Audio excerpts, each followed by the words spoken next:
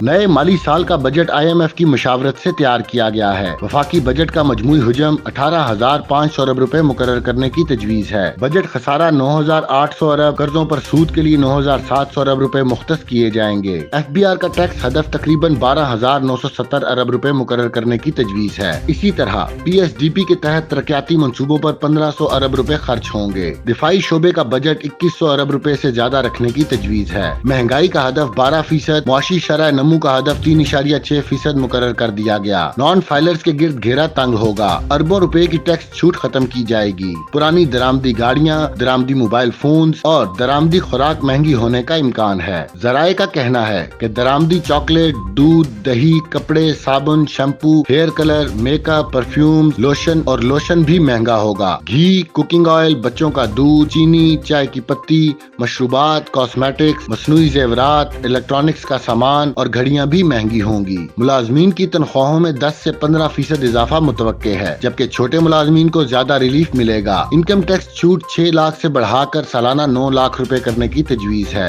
وفاقی بجٹ میں petroleum levy 1,080 ارب روپے مقرر کرنے کی تجویز ہے، جبکہ رواں مالی سال سیلز ٹیکس، انکم ٹیکس اور کسٹمز ڈیوٹی کی مد میں 3,879 ارب کی ٹیکس چھوٹ ختم کرنے کی تجویز ہے، اور نئے بجٹ میں مختلف شعبوں کو حاصل ٹیکس چھوٹ ختم کی جائے گی اور نان فائلرز کے گرد گھیرا تنگ کیا جائے گا۔ محمد علیم الدین، حق نیوز۔